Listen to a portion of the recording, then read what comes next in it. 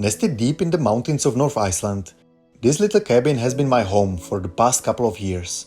And even though living in a place like this comes with many challenges, there is a reward in the form of breathtaking views, peaceful environment, and no rent, which is a huge factor in the times when rental prices all over the world are skyrocketing. And that's why I want to tell you about how this little cabin behind me basically completely changed my life, and hopefully this is also something that can inspire someone to start taking the first steps towards their dreams. Like in many other places, people living in Iceland are often presented with one problem. Good value long-term accommodations options are scarce, and when you find one, you can be sure to pay a lot of money for it.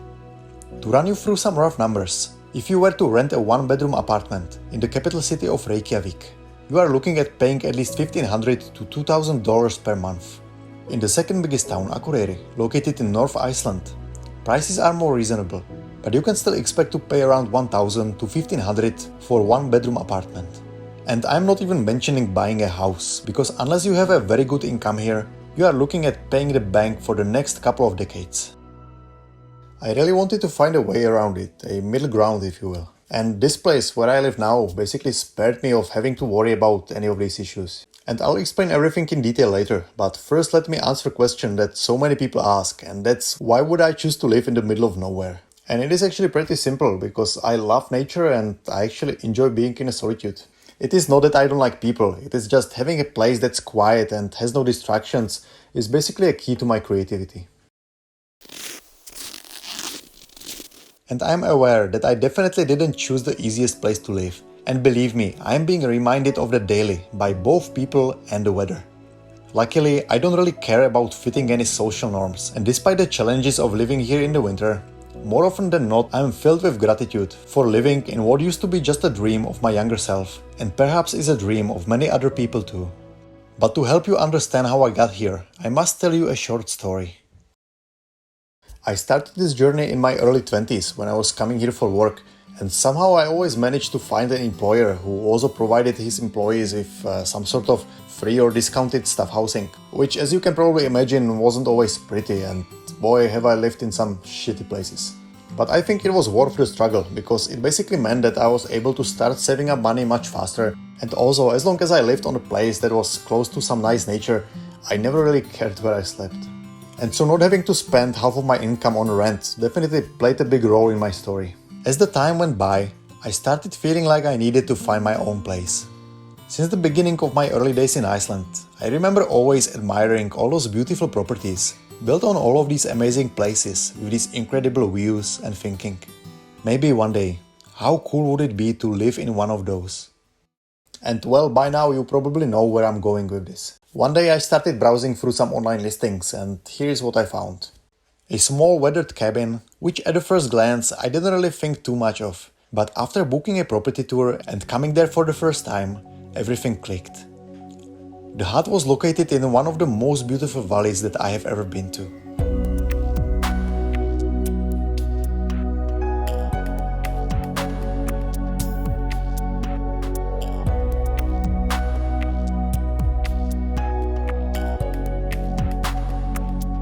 Sitting on the side of the hill, surrounded by mountains towering in every direction, with a beautiful river flowing through the valley, and a mountain glacier in the shape of the diamond glowing at the end.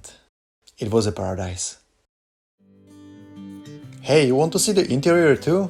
the owner asked. "Oh yeah, of course, the interior," I replied. The location impressed me so much that I nearly forgot about the cabin. The building definitely looked like it needed some work and some money to invest, but I didn't really care. It had a roof, electricity, heating, and so that was basically all I wanted. Also, the idea of some reconstruction didn't really scare me away, because this is quite a small building, and so I actually looked forward to some DIY building projects. And so a couple of days later, I signed the paperwork.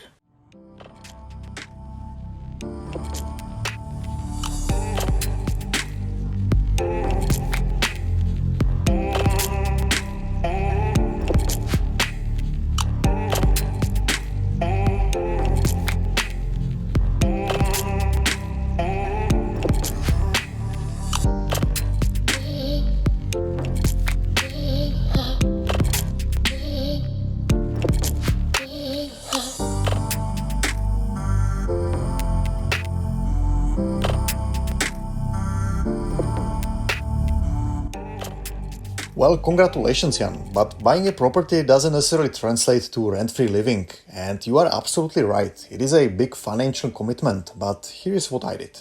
First of all, I knew that I didn't want to tie myself down with some huge loan, and so I was only looking at the properties that were valued at maybe 1/3 of the price of like a small apartment. And that basically meant finding a property that's either in a very bad condition or is a small cabin in the middle of the nowhere.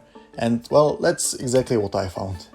Another thing is that I didn't really want it to just become a liability, and I wanted to turn it into more of an asset. And so as soon as I got my paperwork sorted, I basically began to rent it on the Airbnb during the summer months. That meant that I was able to pay off my remaining debt within 3 years, and the profit that it is making now has been actually enough to create like a small financial cushion that actually allowed me to quit my job 2 years ago and actually allowed me to start focusing more on things that I actually enjoy doing.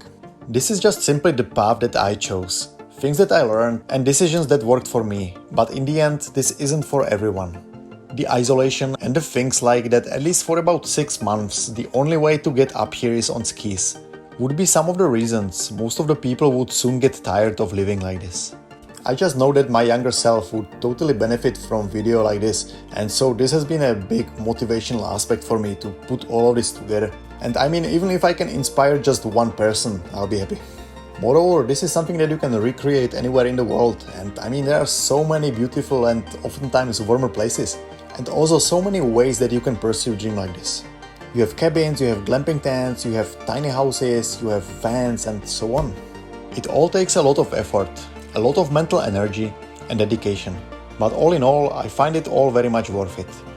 But most importantly, I would like to hear what you think and what is your point of view on this. And so please let me know in the comments if you have any questions or if there's anything that you would like to know, and I'll make sure to answer all of them, and I might even use some of them as a topic for a whole future video.